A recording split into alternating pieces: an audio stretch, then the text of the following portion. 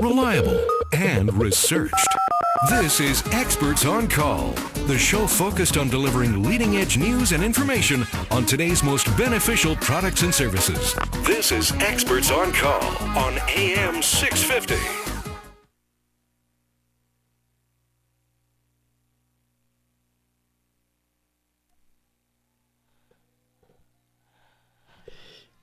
Signed, sealed, delivered. There you go.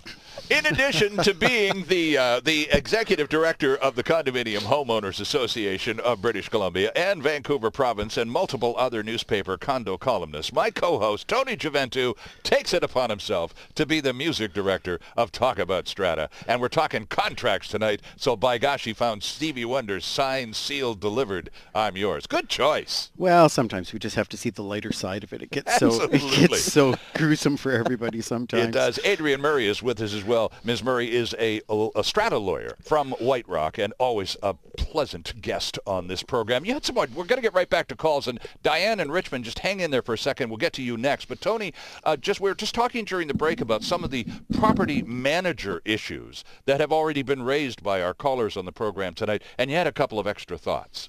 Well, I think it's helpful for everybody to know the genesis of the contract relationship. And how it starts basically is you're a strata council. You go out looking for a company. So a company you think is going to provide you the service you want. Right. They're going to give you a contract. And the contract they give you, for the most part, is the contract written by the Strata Property Agency, BC. And it's a negotiating place. Right. It's a place you start to negotiate. There's nothing good or bad about it. It's just a good negotiating place. Right. And this is where you can really make your contracts work. And I think this is what the ideal that people need to think about. And Adrienne hit it on the head. Think simple. Let's just think about who's going to do what elements and types of services and resources do we have to work with? Right. What kind of money are we going to spend? And who's going to do all this work? And then go through checklists. Build yourself some checklists. We have a great checklist on the CHOA website defining basically all the roles and responsibilities of the strata. Right. And then next to it, it's going to be who's going to do it. Is it the strata council? Is it the property manager? Is it the resident caretaker? Who's going to do these jobs? Because at the end of the year, when you come to your owners for your final report and you talk about the budget and how things went this year, you need to be able to provide them with the essence of that information about what the progress of our property is. How are we protecting our property? There are a lot of misunderstandings around strata management that occur clearly because the contract is not defined well enough. Right. There need to be, if the manager says, we're going to take minutes for you at your meetings, then the contract needs to say, you're going to be responsible to take minutes, but you're also going to be responsible to ensure that you provide a copy of those minutes within 7 days of any meeting. All right. Who's going to be responsible to proof them, who's responsible to circulate them, who's responsible to maintain them in our records. All of that information needs to go in the contract, and everything needs to be defined. And Adrienne, using a standard template, as Tony says, is a good start point. But it's what not the end point. Right, it's what you shape Exactly. the end agreement with, right? Exactly. And I think I've had strata councils express the view to me that the contract that's presented to them is a balanced contract that considers all parties' interests. And I wouldn't say that's the case. As Tony said, it's a starting point, but it wasn't drafted with the interest of a particular strata corporation in mind. Right. It was drafted by the strata managers, strata agents of BC. Right.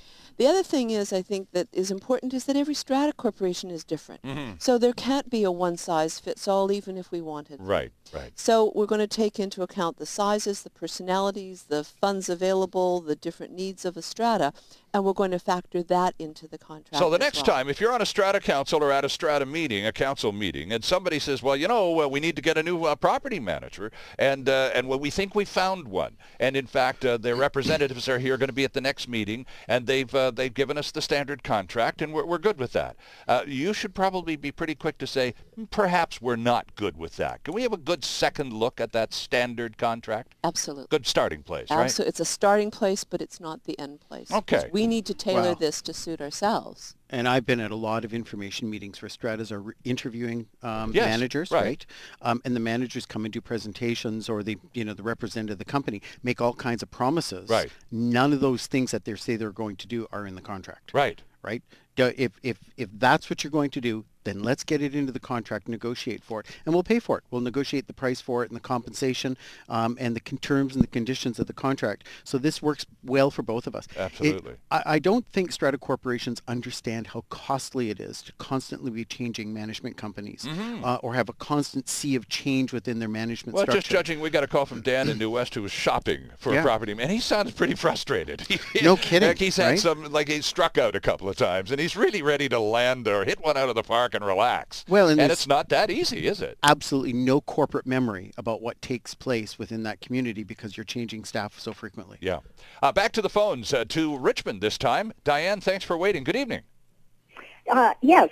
Several years ago, my strata went to a single water meter to save money for all the residents. Mm-hmm. And when we were being billed by the city, of course, each unit received an equal bill. But now the Strata Property Act says that we need to cost it by unit entitlement.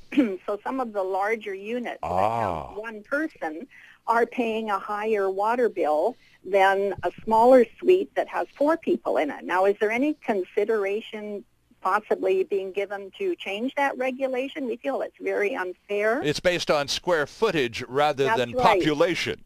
That's right. Okay, well, that's a fair question, too. Now, what can you tell us about this, Adrienne? Well, it certainly that is an issue for particularly utilities. And I think the thing that we're recognizing more than anything is that there's no incentive for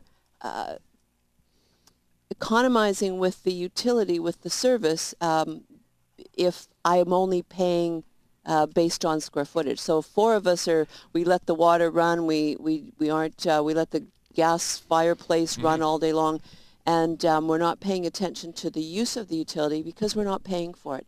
So there's a direct relationship between the ability to conserve with the payment. Mm-hmm. Now I think, excuse me, that's been put forward to policy so far. There's been no apparent desire by the policy branch that I'm aware of, although we're not always aware of what's going on in the back rooms, but there's nothing that we've heard that would suggest that there's amendments to the legislation that are coming. So unfortunately, Diane, I think that we're stuck with allocating those costs by unit entitlement unless the owners themselves agree by unanimous vote to make a change. And you can always do that by unanimous vote. Diane, is that a possibility? Are you comfortable with your strata council or your fellow owners in your complex being able to reach that kind of agreement? Because that could be a remedy.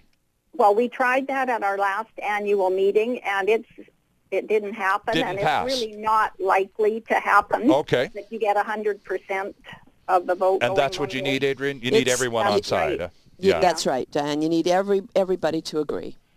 The irony of this, though, you have to, municipalities across the province are talking about becoming green cities, about saving energy, saving water. Aren't they now? Right? And everybody's on the bandwagon of doing this, but then they turn around and eliminate metering for utilities, right, which it totally discourages any types of conservation whatsoever. Mm-hmm. So, gas fireplaces are an absolutely perfect example. If you take a building that has gas fireplaces, if you install timers on them so they turn off after an hour automatically. Mm-hmm. We've seen drops in buildings. There are some studies done now in BC. We've seen drops of 30 to 50% in gas consumption.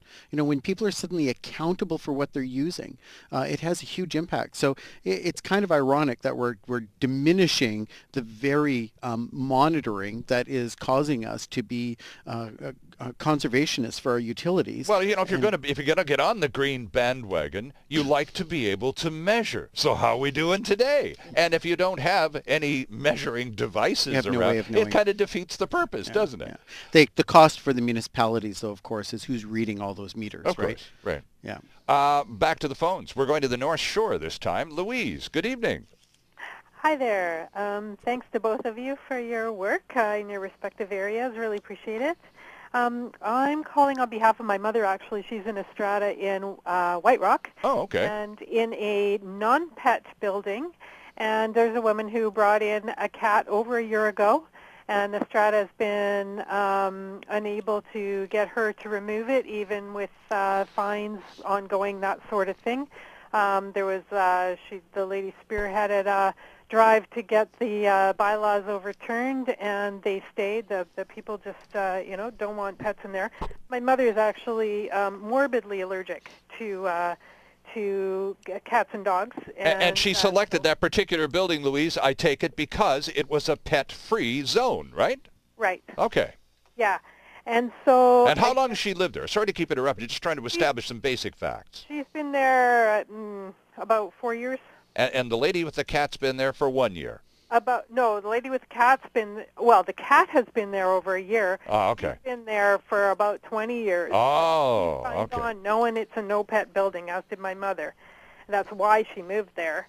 And so the Strata's been unsuccessful so far, but the week after they put on they voted to overturn the bylaw and was not successful, the woman all of a sudden came up with this thing saying that she needed it as a companion pet and got some sort of note from the doctor. Uh-huh. But my mother's condition is extremely serious, and also if she's allowed to keep it, others will do this as well. They'll just get notes from doctors, Yeah. and then it's no longer a no-pet building. It's costing over $20,000 to take the Strata to court over this, to have them to enforce it. They're giving this woman 7 months to come up with some medical documentation that she needs a cat. So you have approached the courts, and the courts have granted you some kind of injunction here? No, in order to even get so that's where the 20 grand comes. That's what the cost would likely be. That's right. Okay, so Adrian, White Rock Strata lawyer, boy, is this in your backyard. Well, it is. Louise, you raise an issue that is a continuing problem, and the issue, it really comes down to our Human Rights Code. There's a provision in the code, as you're probably aware, that says we cannot discriminate on the basis of a physical or mental disability, and if an individual can establish that they need a pet or whatever it is that may violate the bylaws as a consequence of that disability, the Human Rights Tribunal will determine that if we prevented them from having that, the Strata Corporation would be discriminating. And the classic case was a lady that in a building that said all the units had to be carpeted. She wanted hardwood floors because she was allergic to carpet. Okay. And she went to the Human Rights Tribunal, and the Human Rights Tribunal said, put in hardwood floors, and you cannot prevent her from doing that because it's discrimination on the basis of a physical disability. But what about Louise's mom? She's a person with an allergy who could suffer serious physical consequences. So there's two aspects that I see to this case, and the first one is the cat absolutely necessary? The Human Rights Tribunal have obviously been aware that people are attempting to use it for any purpose at all to keep their pet. So we would look, first of all, from the Strata Corporation's perspective as to whether the cat, there's enough medical evidence that would establish that the cat's necessary for the disability that's claimed. But let's assume that they've done this and the cat is necessary. The next issue for your mom might be to bring a claim herself against the Strata Corporation for discriminating on the basis of a physical disability because of her allergies. Correct. And her potential for harm we as a actually did consequence. this before the other women had done that. All right. How did it turn out, Louise? Well, they're just, they're really dragging their feet on it, and I just think because the Strata law says no, there's no pets allowed, shouldn't that be the case until the other woman presses them? Why should she be allowed to keep the cat against the bylaws? Well, I'm assuming now. you say that you indicated that she has provided a medical note to indicate that she needs the cat. So right now she's establishing the fundamental groundwork for a disability. Did you say that your mom has gone to the Human Rights Tribunal? No. Okay, well that might be something that you want to think about. And if your mom is suffering an increased illness and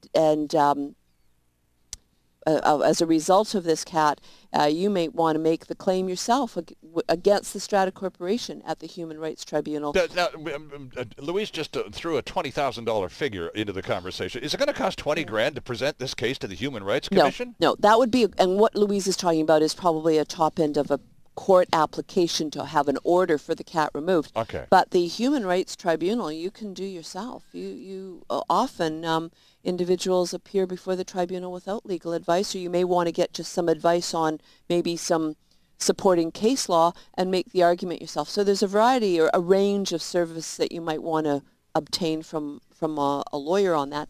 And again, if you want to give my office a call, I can put you in touch with individuals that will assist people in making human rights claims. So if you want to give my office a call tomorrow or Friday, 604-538-8239, and I can maybe put you in a little different direction there, Louise. Did you get that number, Louise? I do, thanks, but I still wonder why she should be allowed to keep the cat when it's when it's against the bylaw from the outset. And I'm incredibly sympathetic to your well, I can tell you very here, frankly, the Strata Property Act says a bylaw is not enforceable if it contradicts the Human Rights Code. And so if the cat is necessary as a consequence of a disability, to require the cat to leave is a breach of the Human Rights Code. So it's so the only it sounds like the most effective remedies come right back with another human come back rights with the Human Rights Code. And Tony, you're looking a little war weary here as you listen to this whole case unfold, only because over at the Condominium Homeowners Association, I'm sure you get calls like Louise's several times every day. Absolutely. And it's the collision of human interest and behavior, right? Everybody has different interests, different traditions, different cultures, different histories. And so what occurs is they bring those to their residences, and rightly so, right? It's our lifestyle. We move into a building. Sure. But forgetting that the essence of living in a condo is that you're living in a cooperative function on a building that you collectively all own. Right, right. We had a line from one of our members on the island a few weeks ago, and she said for condos to be successful, everybody has to practice consideration. Oh, and I thought that was kind of a nice line. It was a good line, because really everybody has to practice a bit of patience, a bit of tolerance, but you also have to be effective and responsible. If you have a problem, you just simply can't ignore it. You have to deal with it. Right. Well, in this case, though, Adrian, the goalposts got moved. Mom moved into a pet-free building with allergies. Now, somebody's moved the goalposts. Mom's got a few bucks invested in this building in a few years. She's just right out of luck. Well, and I'm not so sure she is, because Mom has health issues as well. Yes. And so now we have the balance, as Tony's saying, of I need the pet for my physical disability, where Louise's mom can't have the pet anywhere near her because of her physical disability. Right, okay. And now we've come to that balancing of those two physical disabilities, and it may well be that your mom's medical evidence will far outweigh any evidence that the owner with the cat can produce. But you'll recall the adjective was morbidly allergic. Exactly. That sounds pretty So extreme. I mean, I wouldn't be giving up on this one at all. I would be pursuing it as a disability under the human rights. Louise, it's the Adrian Murray Law Corporation in White Rock. Give her a call, or have your mom give her a call. We'll take a quick break here. 604-280-0650. The lines remain open. This is Key Pacific's Talk About Strata. Back with more of your calls after this. There's still more ahead with Experts on Call, the show focused on delivering relevant and beneficial consumer information. This is Experts on Call on AM 650. Laundry is laundry. We all have to do it, but if it takes you more than one cycle to dry your clothes, then you need to call National Air Technologies. They're your vent cleaning experts, insured, bonded, and their work is guaranteed. Serving the Lower Mainland for 14 years. Stratas, high-rises, low-rises, anyone who does laundry. Lower your hydro bills and eliminate fire hazards in your home with the help of National Air Technologies. The right people, the right equipment, the right choice. To learn more, call 604-730-9300 or go online to natech.ca. Hi, my name is Ken Ewart, and I'm the president of Remdahl Painting and Restoration. We paint hundreds of Stratas each year, and unlike many painting companies who subcontract their work to outside crews, we have our own people. I'm proud of the fact that our typical foreman has been with us